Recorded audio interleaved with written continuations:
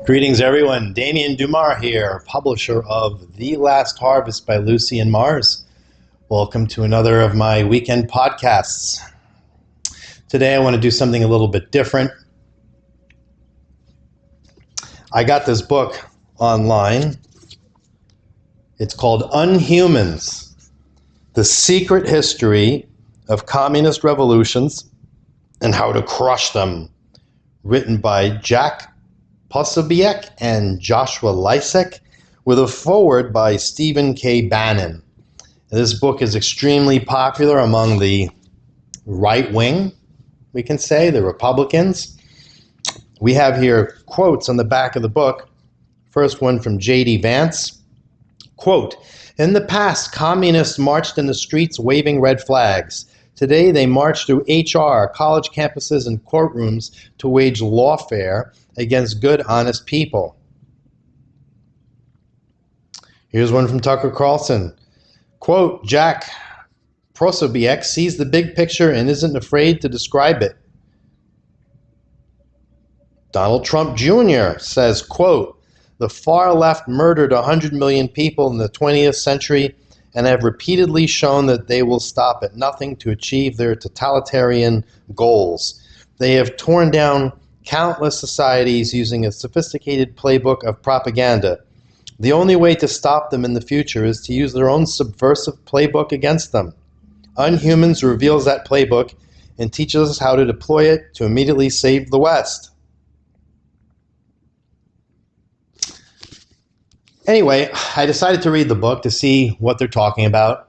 So this, in many ways, is a review of my book and an attempt to look critically at this idea that the book puts forward, which is very important because the ideas put forth in this book are incorrect and they are being used to justify the election of someone like Trump, which is a vote for fascism, a vote for a monarchy, a dictatorship, as I will get to shortly and prove to you. But let's start with some of the propositions in this book.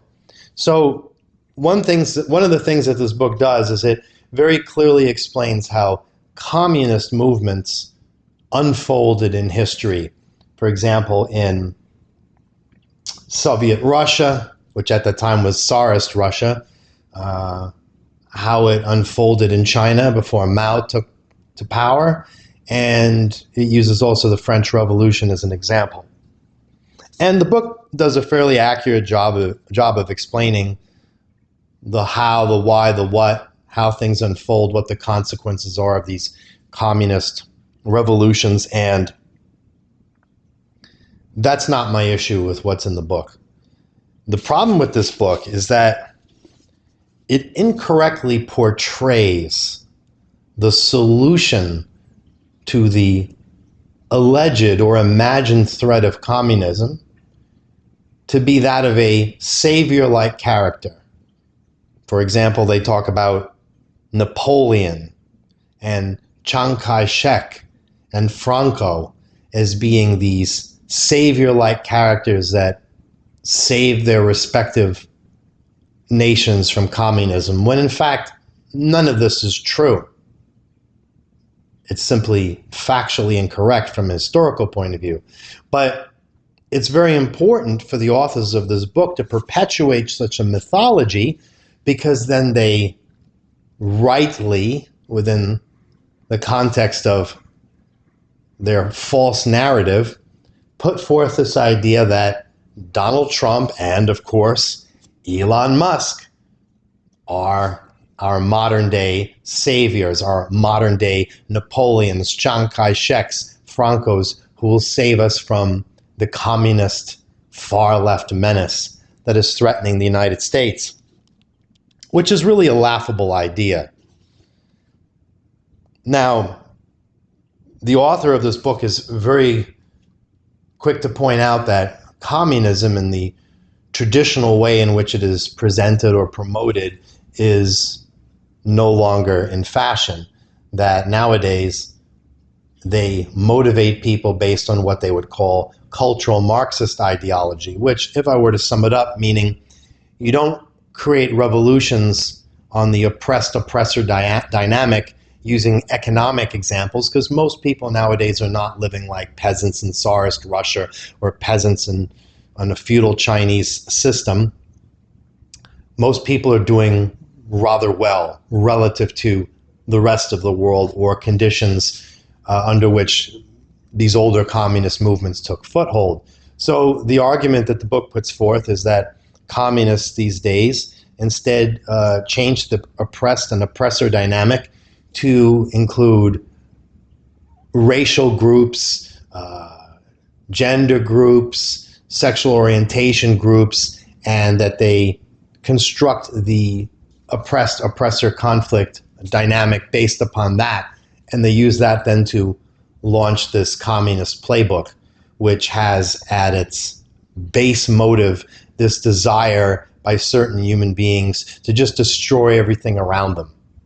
That's literally what he says in this book.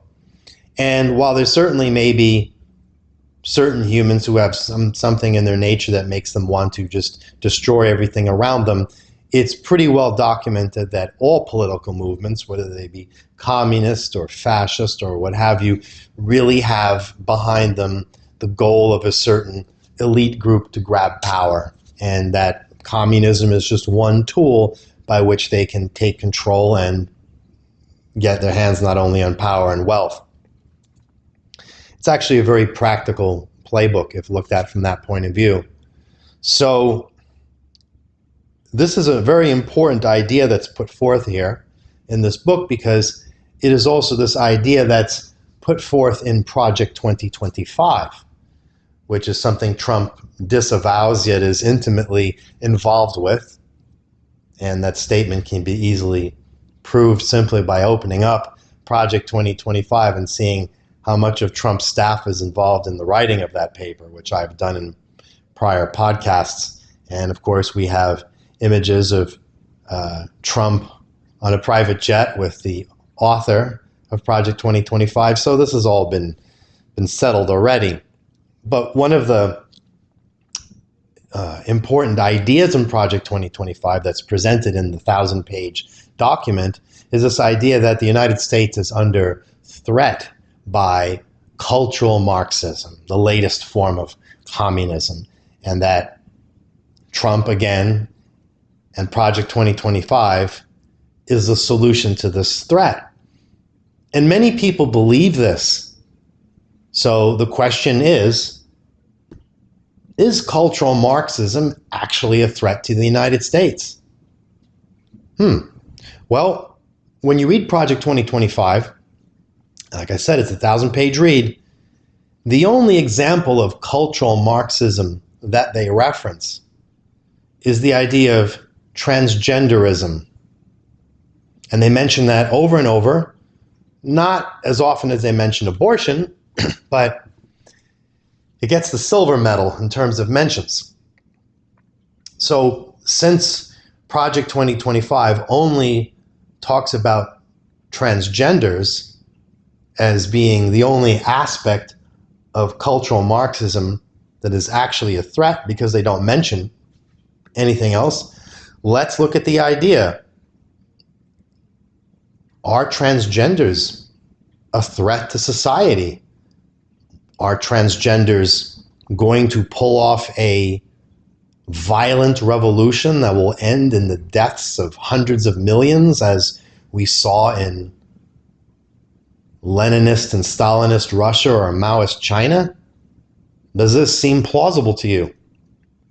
Well, when we look at the percentage of the United States population that would be considered transgender, we get, depending on the source, anywhere between 0.5% and 1.5% of the population that identifies as transgender, and lumped into that segment are those who consider themselves non-binary or gender fluid. If anyone's interested in what the definitions of those terms are, it's easy to look them up online. There will be a plethora of sources happily there waiting to explain the difference.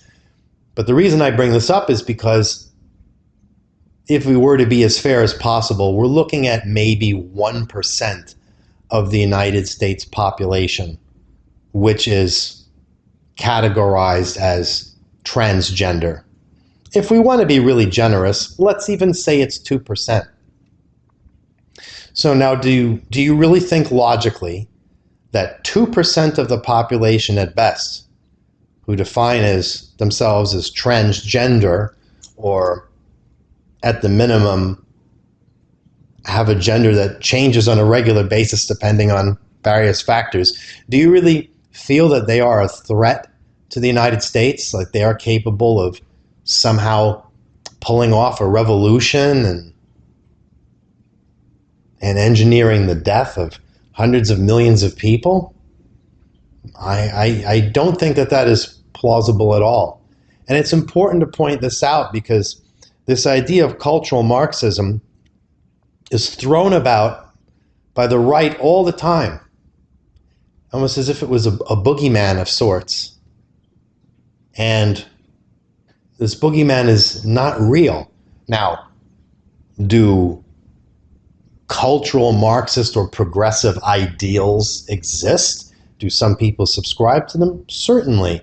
But are they actually a threat to the United States? Well, again, if we look at Project 2025, which is a huge proponent of promoting the idea of this threat, they simply talk about transgenders, which we already see is there's no way they're a threat to this country. And this is important to keep in mind. Now, when I was in college in the 1990s and I went to college, I was greeted in the university system by what you would call the beginning throes of progressivism or cultural Marxism, where in class after class, they were teaching Karl Marx in class after class.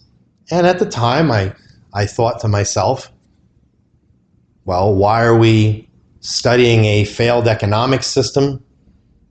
Why am I paying to learn this? I'm here to get a college degree, so hopefully I can get a better job. I don't really see the logic here.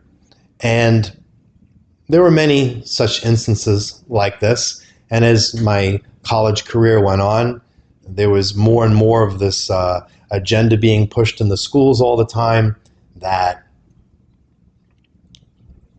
the Western world, specifically the white male, is responsible for all the world's ills, and they would promote ideas like Mao Zedong was the greatest thing to ever happen to China. There's no doubt these ideas exist, but are they a threat to the United States? That's the question. Because people have ideas all the time. You have Ku Klux Klan is still around. You have all sorts of groups preaching all sorts of ideas, and are they actually a threat to the United States? I don't think so. You don't have to go to college, and if you go to college, you don't have to take liberal arts. You can study engineering or medicine, and that's not an issue. So I don't think it's really a valid threat. And I don't think there's much evidence one can bring up beyond that. Some people would say, well, what about the state of California? They like to call it California. That's an example of all kinds of failed progressive ideas, and look what they've done in that state. That's true. However, people voted those candidates in. It's a democracy. They voted it in. They wanted to try it. People in the state of California voted it all in, which they have a right to do so in our system. And if they don't like it, they can vote it out.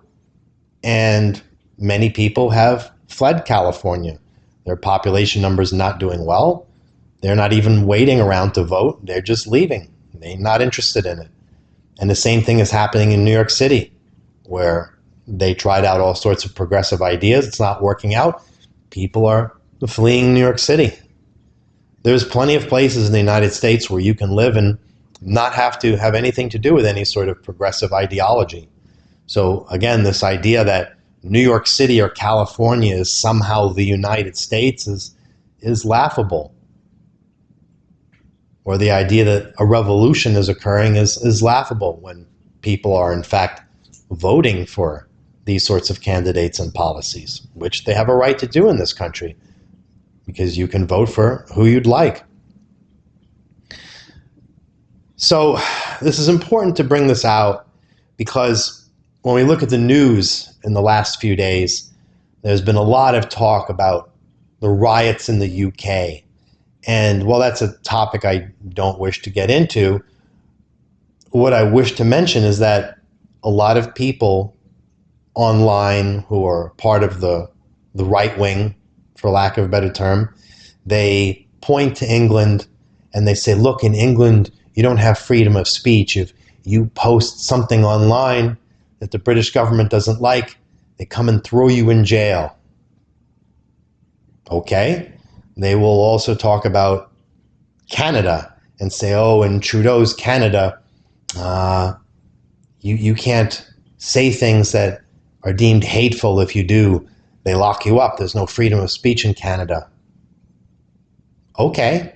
And they will put forth conspiracy theories such as, well, Trudeau is really Castro's son, and what we're looking at here is communism. It's cultural Marxism taking over Canada. They look at England, that's communism in England, and cultural Marxism is taking over England, and we need to be careful because we're going to be next. This is the narrative that gets pushed, and if you don't want this, you should vote for Trump.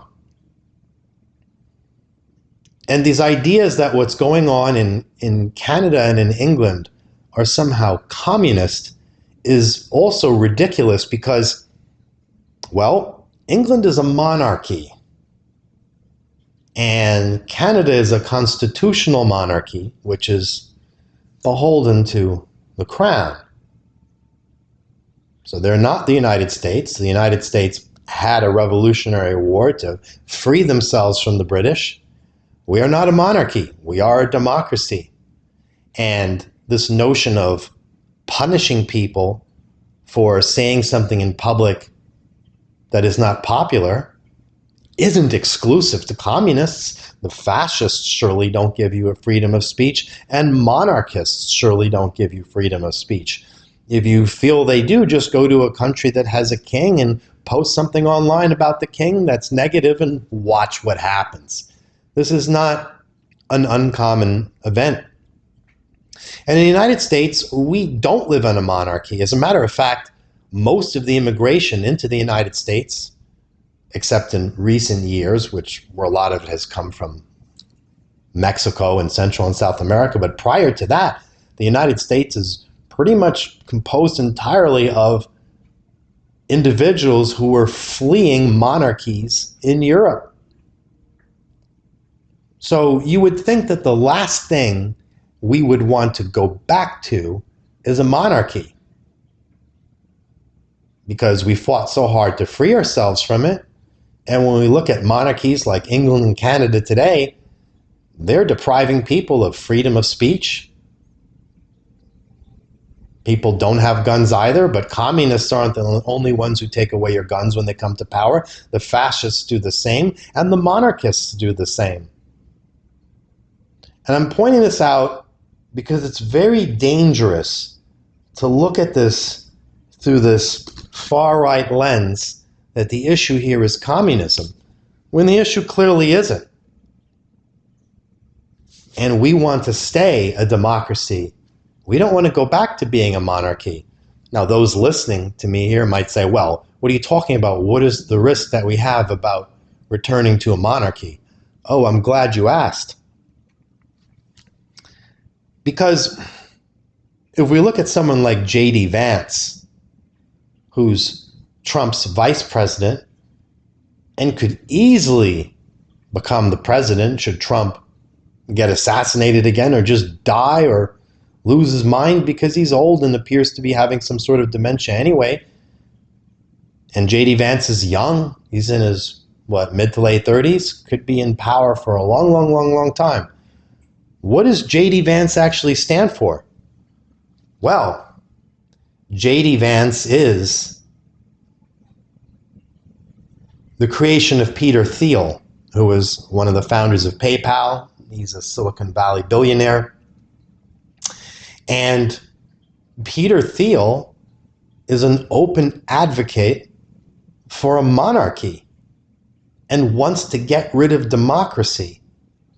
And A simple search in any search engine, whether it be Google or MSN or Yahoo, will come up with all the evidence you need. I don't even have to sit here and show it to you. You can go look at it if you're interested. He is openly advocating for the end of democracy and the bringing about of a monarchy of sorts. So J.D. Vance, who's Trump's vice president, is advocating for a monarchy, as does his real boss, Peter Thiel. This doesn't sound good, does it? Here's an article from Vox.com. It's called Curtis Yarvin Wants American Democracy Toppled. He has some prominent Republican fans. Not shocked. The new right blogger has been cited by Blake Masters and J.D. Vance.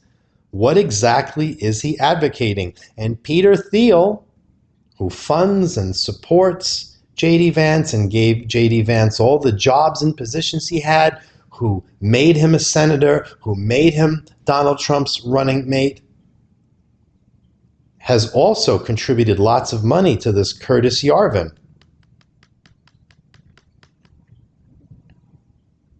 And so let's take a look at this. In September 2021, J.D. Vance, a GOP candidate for Senate in Ohio, appeared on a conservative podcast to discuss what is to be done with the United States, and his proposals were dramatic. He urged Donald Trump, should he win another term, to, quote, seize the institutions of the left, end quote, fire, quote, every single mid-level bureaucrat, end quote, in the U.S. government, end quote, replace them with our people, end quote, and defy the Supreme Court if it tries to stop him. To the uninitiated, all that might seem stunning, but Vance acknowledged he had an intellectual inspiration. Quote, so there's this guy, Curtis Yarvin, who has written about some of these things, end quote. Now, the issue is, Curtis Yarvin, he has laid out a critique of American democracy, and he talks about how liberals and elite academic institutions, media outlets, and the permanent bureaucracy who hold true power in this declining country, while the U.S. executive branch has become weak, incompetent, and captured. Exactly what Project 2025 talks about. And he goes on stating that it is time for the U.S. government to be toppled and replaced, rebooted or reset with a monarch CEO or dictator at the helm. Yarvin argues that a creative and visionary leader, a startup guy like he says Napoleon or Lenin, should seize absolute power, dismantle the old regime, and build something new in its place. Now, does this sound anything like democracy to you? No, it doesn't. But Peter Thiel and J.D. Vance, and by extension Donald Trump and the whole Project 2025 movement that's behind them, this is what they want. They want to get rid of the Constitution. They want to get rid of democracy. They want to merge church and state. And they want to ultimately bring back a monarchy, the very thing that the United States freed itself from, the very thing that attracted all of our population to escape from other monarchies and come immigrate to here. So is the threat communism and constitutional monarchist Canada the threat? Is the threat of communism in England really a threat that we have to worry about? We are not England. We are not Canada. We are America. We are not monarchies or constitutional monarchies. We are democracies. Is there a threat in the United States from communism? No. Are transgenders, maybe 2% of population at the most, going to overthrow this country and create a transgender dictatorship? This is what Project 2025 seems to put forth. These ideas are ludicrous, but they trigger people who don't think, people who are dumb. It triggers them. This is the issue here. I don't want to live in a monarchy, yet this is exactly what Trump and Vance and Project 2025 and Peter Thiel want for you. This is some scary stuff. It says, to Yarvin, incremental reforms and half measures are necessarily doomed. The only way to achieve what he wants is to assume absolute power. Critics have called his ideas fascist. Well, many people have called Project 2025 fascist. They're trying to create a Christian fascist theocracy. Now, he disputes this term, arguing that centralizing power under one ruler long predates fascism, and that his ideal monarch should rule for all rather than fomenting a class war as fascists do. Autocratic fits as a descriptor, though his preferred term is monarchist.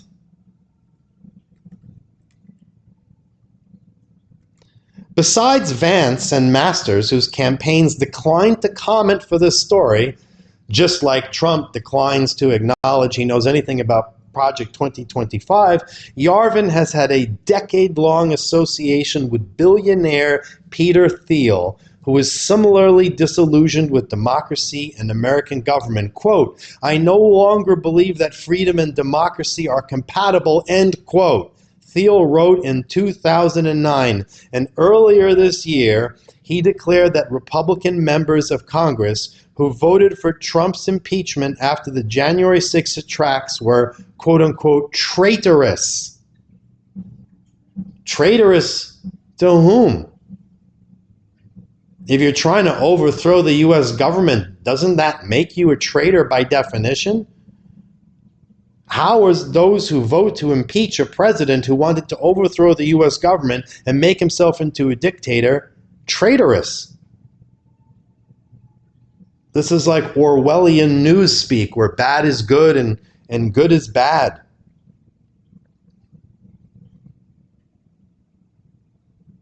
Yarvin was the first to popularize, very important, the analogy from the Matrix film series of being red-pilled, suddenly losing your illusions and seeing the supposed reality of the world more clearly as applied to politics. If you really want to lose your illusions and see the reality of the world more clearly, see that they want to get rid of the Constitution. They want to get rid of democracy. They are literally telling you here that they want to do this.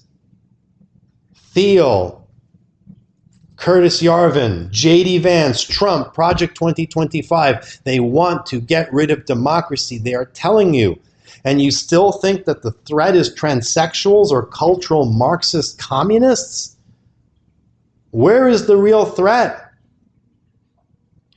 Also, this term red-pilled. You'll note red-pilled is normally applied to a perspective of young males with respect to dating. And you'll notice how the red pill movement is pulled into this far-right movement. It's really not a shock.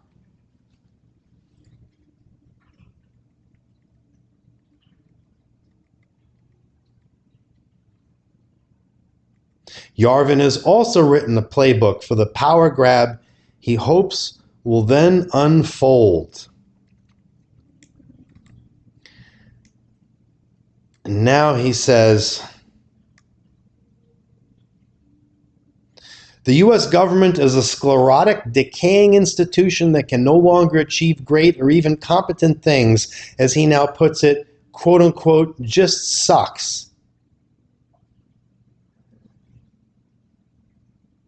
He also talks about the deep state bureaucracy, much like this group also likes to talk about the uniparty, or like to call it the unicorn party, something which doesn't actually exist. Oh, and here he talks about true power in the U.S. is held by, quote unquote, the cathedral. What is the cathedral? Apparently it's elite academic and media institutions that, in Yarvin's telling, set the bounds of acceptable political discourse and distort reality to fit their preferred ideological frames. So we have the deep state, the cathedral, the uniparty. What is all this stuff?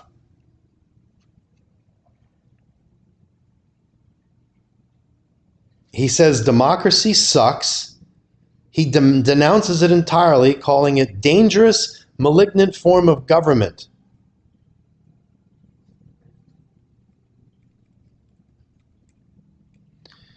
In his view, it would be far preferable that a government would be run like most corporations, with one leader holding absolute power over those below. Absolute power over those below. Perhaps accountable to a board of directors of sorts. Well, that seems like something to be right up Peter Thiel's alley. No wonder Peter Thiel supports him.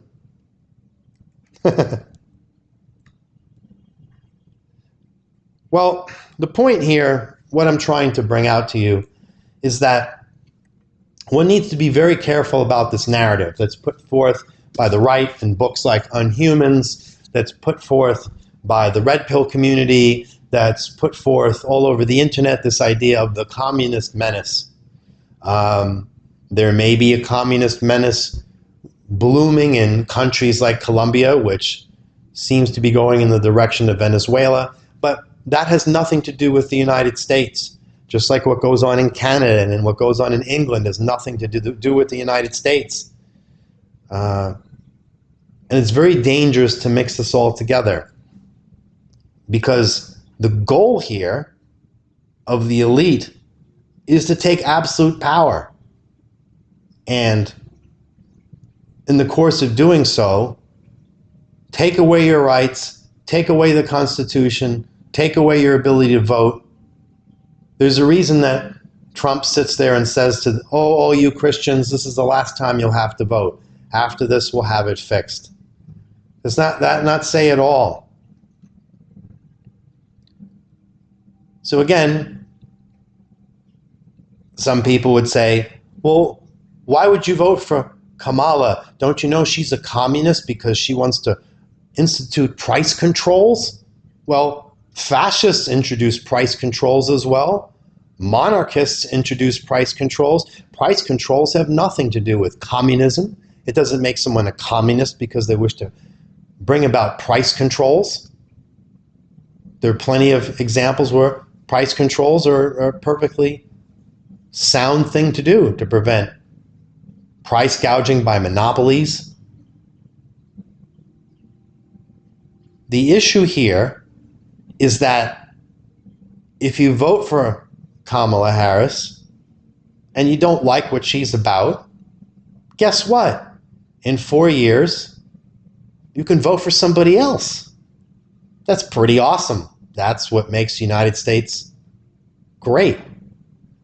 We still have freedom of speech here. This is not England or Canada where you say something online that someone doesn't like and the police come and arrest you and throw you in jail. It does not happen here. Well, some would say, oh, well, they want to take that away. Well, who wants to take that away? Who is more likely to take that away from you? Transgenders or billionaire monarchists? Who's more of a threat to you? I mean, just think about it. It's obvious. The problem is that if you vote for Trump, and a vote for Trump is a vote for Vance, it's a vote for Thiel, it's a vote for Curtis Yarvin, it's a vote for Christian fascist theocracy, it's a vote for a monarchy, even if it's a corporate monarchy, it really doesn't matter. It's a vote to get rid of the Constitution, to merge church and state, and in 4 years, you won't be able to vote. You won't be able to vote Trump or Vance out of office. And for those who say, oh, that's not true, we have term limits, all that has to be done is a state of emergency needs to be declared and martial law, and elections are suspended, and they are in office for the rest of their lives. And while Trump may not live that long in the big picture of things, Vance will live for considerably longer. So the question here is really, what do you want? For those who've read The Last Harvest by Lucien Mars and absorbed the material, you know that destruction is inevitable. The question is, do you want to accelerate the destruction or delay it?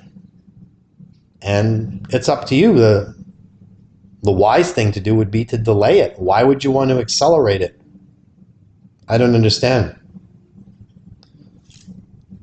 So we're getting closer and closer to November, And who knows, if Trump does get sentenced before then, we could have civil unrest even sooner.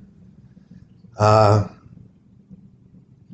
there's really not much you can do about it, because regardless of what happens on the political spectrum, the plan by the globalist elites who are under the control of the Greys